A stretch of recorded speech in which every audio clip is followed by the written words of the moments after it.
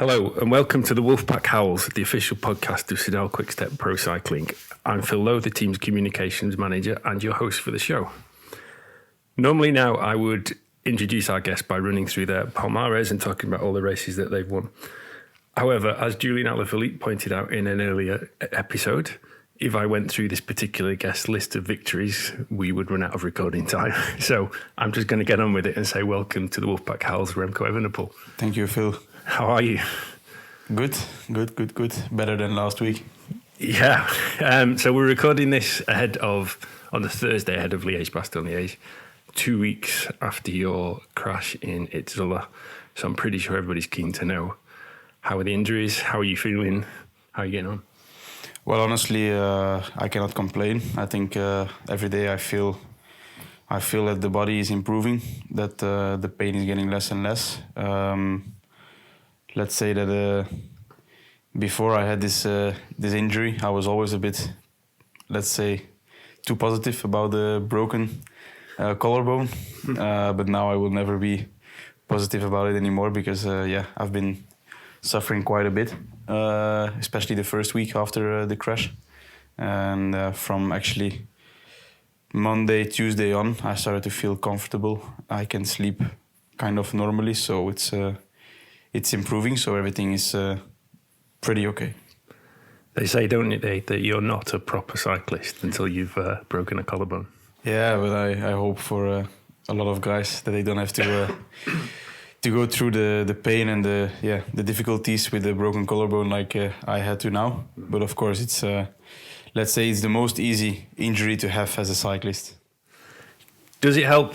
Obviously, you've had crashes before. There's a very famous one. You've been through that process. Is it helping you now? Yes, of course. I think maybe rushing myself a bit too much in the past helps me to calm things down, to really let the injury heal completely before stepping on the bike again, before doing proper gym exercises and really getting fatigue in the body again. So I think that's why I'm pretty relaxed, and also why I try to enjoy a lot of my time now in the, let's say, from the crash until 2 weeks after that. So it's a bit my mid-season break. And then I hope from after the weekend on, I can start to build up again on the bike, off the bike, and just, get back into the pro cycling life, let's say. So let's come on to that. Where exactly are you? You're about to get back riding again? Yeah, so I did some physio work. I did some easier gym work just to not let the muscles stop completely. Just the blood flow and everything, just to keep the body moving. I think riding outside was completely out of. I couldn't do that at all for the bouncing and just the risk of crashing, especially with Belgian weather. So I'm gonna try the rollers soon. It shouldn't give a problem because it's just the collarbone, and my scapula has actually already healed quite a bit, so that's good. It's gonna restart again in a few days. So I hope after the weekend I can start to build again, and I hope that it will not take me too long to feel good again. And what have you been doing during your downtime?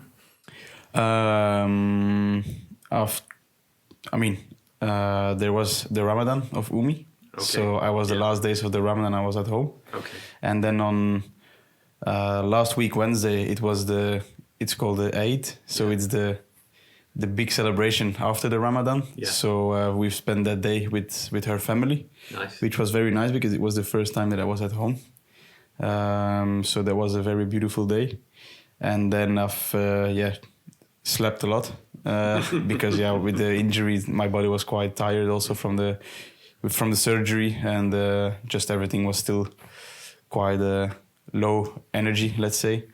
I've watched a lot of football, famous Champions League games. It's nothing personal. It's nothing personal, but of course there was a lot of football going on last weeks. I've watched some classics. Mm-hmm.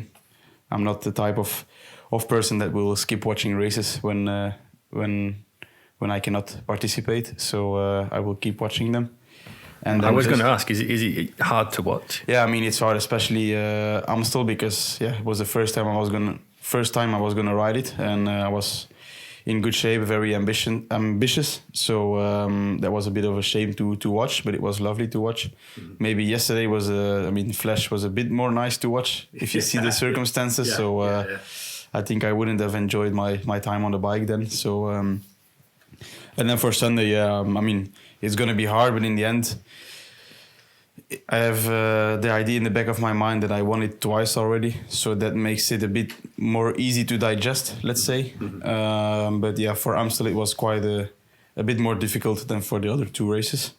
But I think it will pass. Everything will hopefully come back, so it's okay. So it sounded like there was a few surprising bonuses of being at home, for example, being with Umi and over that period. And yeah, exactly. I mean, especially last weekend it was super good weather here in Belgium. Mm-hmm. So we went out to play some mini golf, which was nice. And with my shoulder, I was able to do the movement because it's not a big swing like in proper golfing. Yeah. We went out for an ice cream and with her brothers, with her little sister. Then on Sunday, I spent the whole afternoon with my parents watching the race, watching the game of Anderlecht also. So it was, I've tried to enjoy as much as possible of some relaxing time and not think too much about the injury and everything that is still coming up. So it helps. Have you watched the crash back? Have you analysed it? Or there's not a lot of people have said this is what happened at that particular moment. So. Yeah, I mean, especially on my way home with David in the car on my way to the hospital, not home, with David on the day after the crash. Yeah. I've watched it a couple of times. Not the live broadcasting, but just the image of the front image of the crash. Mm-hmm. And then, I think if you look closely to the movements of my bike, you can really see that I took the wrong line, that it was on the bumpy side of the road, and I just didn't have the control of my bike anymore. And I think the last bump I hit, I lose a bit of traction with my back tire, and I was braking because I was feeling that I was going out of the corner, and I think on the moment that my tire touches or made contact with the road again, I made let's say a slipper, kind of a slip, or the wheel blocked a bit, and my bike made a movement to the left, which caused actually the following, which was the jumping over the gutter and everything. So I think what we took the front of the descent because it was a tricky descent, and once you were in position, from there on you would stay in position till the last climb. So that we were really focused on that, and we were doing very well together with Mikkel.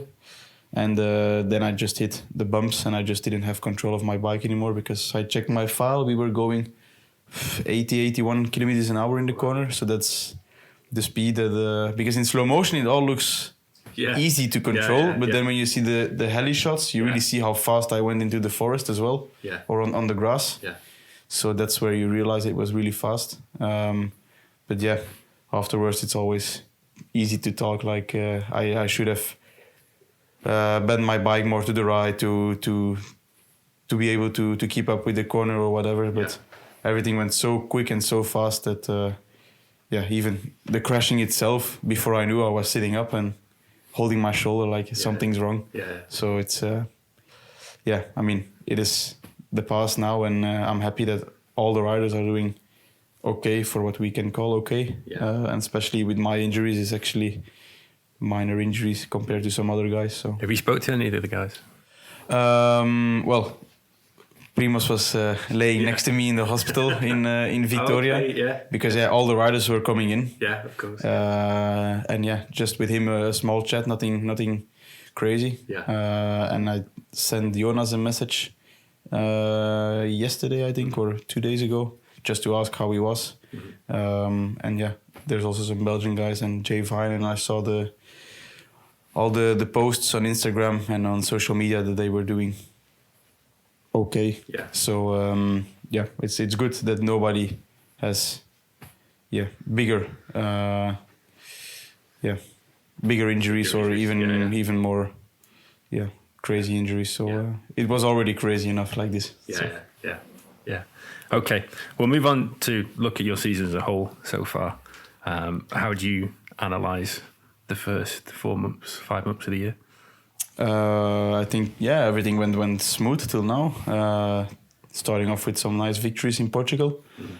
Coming out of that with good feeling, good morale for the next big goal. That was Paris-Nice. Then Paris-Nice, we did a very good race overall. Teamwork, for myself, personal results, everything went quite well. Of course, we wanted to win, but I think it's known already what was the mistake in Paris-Nice to probably take the overall victory. It was the stage on Thursday, I think, where where 3 guys went off and I hesitated to react. So it's my own fault that I let the, let's say, GC victory right away there on that moment. But then we kept fighting. So I think we showed a good team cohesion, team spirit as well. Group of strong riders that was working together very well. In very rough circumstances as well, rain every day actually. So that was actually a big week to step out with, coming into Itzulia and then with the classics in the back of the head, and then everything was going smooth till the big crash, of course. I mean, I also crashed in the TT in the second corner already, so it wasn't the best start for me, but I think everything was going well. Second in GC from the moment of the crash, so. Overall, I think it was actually a very good spring campaign for what we can call it a spring campaign. But of course, my biggest goals of the first part of the season, I'm not able to ride them or to go for them. So we will have to wait for that for next year, hopefully. But I think, I was doing a very good first half of the season. It's a shame that I couldn't continue, but that's how it is. And you have your own personal form, as you mentioned, but there's the team around you now, and the addition of Mikel Landa, who you mentioned before. That's a big thing for the team and yourself. Yeah, for sure. I mean, I raced with Mikel already in Portugal. That was our first race together, and I felt his improvement and also his integration in the team already there, but then even more in Basque. He was at home in Basque, so he was feeling good, he was feeling confident, but also in terms of shape and motivation, he was on another level than in Portugal, because he did a very good result in Catalonia. So then coming into Basque with both of us, GC in our head, and trying to go for a very good result, you could feel that he was feeling confident. So I think things are going very well. We have I'm not going to say daily contact, but every couple of days we send some messages just to see how we're doing, and just general questions, speaking about everything actually. So I think it's a very nice guy to have with us in the team. He's a very nice guy, but he's also very experienced. So it's actually the perfect guy, and I think the guy that we needed very much in this team. And I'd love to get your thoughts, just something I've noticed, just the way he speaks around the team and the way he interjects that bit of experience and that knowledge. It's really nice. Yeah, exactly, because we always have plans and we always have motivation, especially when I'm at races. I will always give my point of view about tactics and stuff like that, but then he's always there to kind of guide in terms of plan B, let's say, because there's always a plan A, but you always need a plan B as well if things go wrong. And I think for that, Mikel is just so experienced that he knows. I mean, even when he doesn't have a plan B before the race, when plan A doesn't go well in the race, he will always find a way to do it differently. So it's very nice to have a guy like that actually, because he's never stressed about any situation, which is good. So till now only positive things actually. Good. We're actually going to have him on the show next week after yourself. So, but he couldn't even let you crash without having to have a matching one. Yeah, exactly. Exactly. Yeah. Paris-Nice was, I think, your first experience of racing on French roads for a long time. Yeah. First road race in France. Yeah, enjoy it? It was nice. The weather couldn't have been a bit more nice, but I think that seems to be a theme this year. It was crazy. I think only the first day it didn't rain, but that was the most tricky day in terms of fighting, positioning. So it was very nervous that day. But then after that, every day we had some rain. But yeah, everything went quite smooth actually. Felt quite comfortable in the nervous bunch, and also on the roads everything went pretty well. Was good to discover the area of Nice, which is also the final weekend of the tour. Yeah. So it was good to discover all of that and to feel the characteristics of French racing, French atmosphere, French fans alongside the road. So it was a good week of racing actually there. Yeah. Yeah, good. And then from here on, your plans pretty much stay the same despite the crash. It's yeah, I think so. The only thing that will change is that I will build up 1 week earlier than it was before. But also I've stopped 2 weeks more than it was the plan after it. I would have done Liège. So I think I will start to rebuild properly from next week on, and then yeah, it's the same altitude camp, and then everything will depend on shape if it will be Dauphiné or Swiss, but I mean, if everything goes well, nothing should change. Mm-hmm. And then it's the same plan, yeah, altitude, the race, another altitude, and then it's time for the tour already. So it's gonna come pretty fast, and I think I'm lucky with the injury that I have, that everything is quite stable, that I don't have to lose too much shape, and that I can restart pretty quickly. So it's all of that is a bit of my luck in the bad luck that I had. For people that don't know, when you're injured as an athlete, a particular pro cyclist, how do you stay in shape when you're off the bike? Or did you take a rest? Yeah, first of all, you need to, because there's so much energy of the body going into the place of your injury. Yes, of course. So, I mean, even when you don't do anything the whole day, the morning after you wake up very tired, because the whole night your body has been working to let the injury heal. So in the first week you really need to be careful with what you do and with your energy output. So I think what is super important is, like I just said, the first 7 to 10 days really rest well, don't do anything crazy, and then you start to do some physio, some walking, just to let the blood flow, to let it, to let the blood flow actually, and then just also to let the muscles work so you don't lose muscle mass. Mm-hmm. So it's just keep moving, nothing special. Also, don't be too crazy on food. I was going to say, does nutrition come into that? Let's say that the first couple of days I'm not looking at it at all, but then after a couple of days... Cream? Sorry? How much ice cream?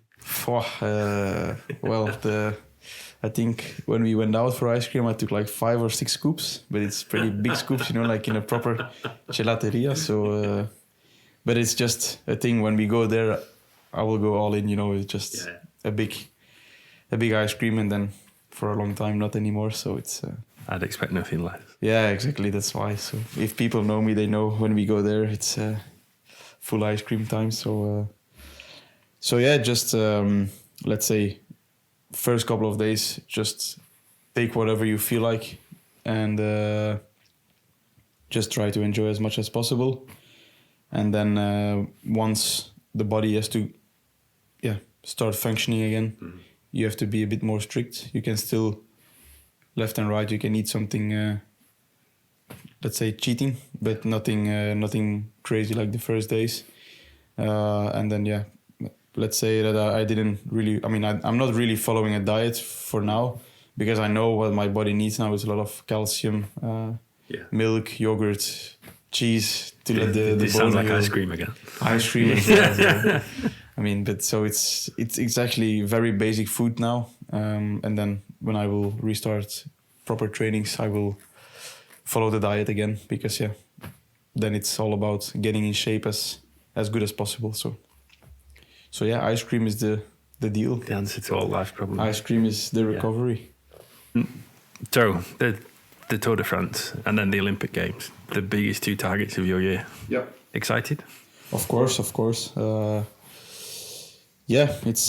going to be something special. I mean, I'm already looking forward to it since the month of November when I restarted training. So every training, every gym session, every whatever I had to do was all in function of Tour and Olympics, and especially Tour because the Olympics is just after, but especially everything is in function of the Tour. So the sooner it is there, the better. But of course, I need to train a bit to be in top shape. A bit. Is that how you feel, that you're anticipating it that much? Like if it could start tomorrow? Take the injury out of the equation. Yeah. Probably. I mean, like, when is it starting, you know? That's the question. But of course, I know I still have a lot of work to do. I need to improve the shape quite a bit. But I think the feeling I had in Paris and Basque was good. Was really stepping up every couple of weeks. So I think we were on schedule. And let's say it's better to have the injury now than in a couple of weeks, because then you're very close on the Tour. So I think that's, again, a bit of luck in my bad luck that it was in Basque and not, for example, in Flesch or in Liège, because then it would push again 2 weeks. I think, like I said, I hope the training camp will come quickly. Then I will have a good block of training, and then it will be again racing. So once I will be in the rhythm again, things will come very quick and soon as well. So for me, it can start tomorrow, but I know I will not be in good shape to start tomorrow. So. Are you like that with every big race, or is this because it's the Tour? No, I'm often like that with every big race. I remember last year when before the Giro, I was going to do Liège and then Giro. And I was really counting down the days in the altitude camp on Teide to start Liège. And then the camp I did after Liège, I was really counting down the days to start the Giro. So I'm like that with every big race. But I think now, because it's the Tour, my first Tour, it's a bit more. So it makes it a bit more exciting and special. And then straight into the Olympics, which, again, being in France, is going to be pretty special. Yeah. It's Paris. So normally the Tour finishes in Paris, but now, luckily I will still go to Paris, hopefully. So no, it's going to be special. I think it makes it a bit more easier to do Tour Olympics because it's in the same country or not too far, like it was 3 years ago. 3 years ago, yeah. To go to Tokyo. I think that was more difficult for a lot of guys. So I think it's something I'm also looking forward to pretty much. But it's the Olympics, but it's, for a cyclist, it's more like a big one-day race, you know, like a world championship or. But it's the Olympics, so it gives an extra touch. You will be champion for 4 years. Yeah. But I think for other sports, it has a more wow effect, the race itself. Yeah. Than it is for cycling. But in my point of view, I see it as the Olympics. So you go there as an athlete, not as the cyclist. Okay. That's a bit how I see the Olympics. But I can understand for some guys that they don't really focus or want to focus on the Olympics because it's like the World Championships actually. But it's the Olympics, you know?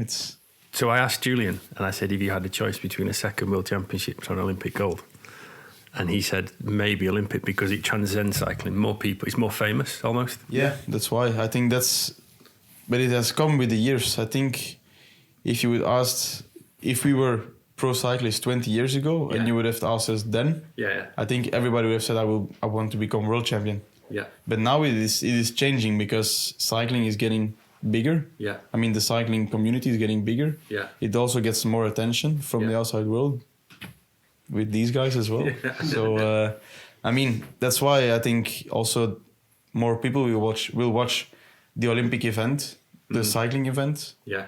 And I think that's why more riders will answer with the question, I want to become Olympic champion. Yeah. Because if you have an average career of 16 years and you're lucky, you can do 4 Olympics. Yeah. Every 4 years. Yeah. or even 3 or 4 Olympics you can do. But then you're already doing, almost every possible Olympic of your career. So it's only 3 or 4 chances to try and take a medal. Yeah. Because in cycling, if you're 5th at the Olympics, nobody will remember it, Yeah. So it's completely different than in, for example, athletics or gymnastics or swimming. So it's but I think it has changed a lot over the years. Yeah. With the mindset that riders will go to the Olympics. Yeah. And with you have your academy with the inspiration from the Olympics as well. It's what happened in Great Britain in 2012, and then suddenly everybody wanted to ride a bike. Yeah, exactly. That's why if I would do well in the Olympics, I'm targeting for podium 2 times to take 2 medals home. That would be a big success, and I think that would also make or have quite a big impact, like you said, on my academy.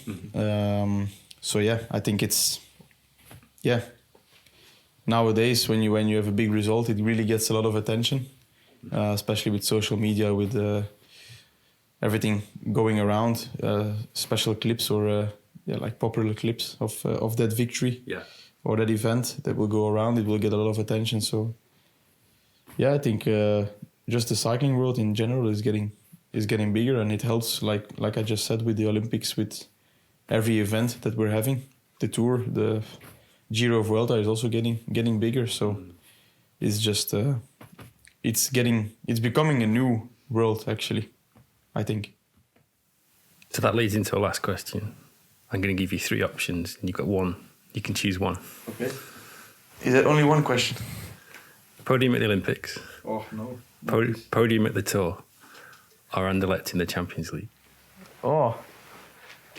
That means that Anderlecht became champion, so... You're going to become champions.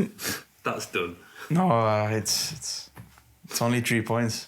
They should win the next 2 games, and then we're a bit more sure. But see, you're only 2 points and they've won it. And so it was podium at the Tour, podium at the Olympics? Podium at the Olympics for Anderlecht in the Champions. Both Olympics? Or only one? Do you want to be greedy? You can... It's your question. One podium at the Olympics in either result. In either event. Okay. One podium at the Tour. This year. Or Anderlecht. I mean, let's not say they're going to win the Champions League. No, they will not win the Champions League. But they could do well. Come on, Phil. It's difficult because you're a bruiser at the end. I'm an ambitious guy, so point A and point B, I will stick them together, and then I say 2 podiums. A plus B, yeah. I mean, that would be the dream. But I think, if I really have to choose, I will say to go for podium in the Olympics, because I will probably have more chances in the Tour, and the level is very high at the moment. It's my first time, so I don't know what to expect. From the Olympics, I know I'm a good one-day rider, so I know I can do well in one-day races. So let's say that there's a bit more chance that there's more chance that I will be on the podium in the Olympics than in the Tour for now. So that's why I will say the Olympics. So I'm going to say C. You see. Anderlecht goes into the Champions League. I hope they draw City. Okay, thank you very much, Remco. That'd be good. We'll go to that one. Yes. Yeah, okay. Thank you, Remco.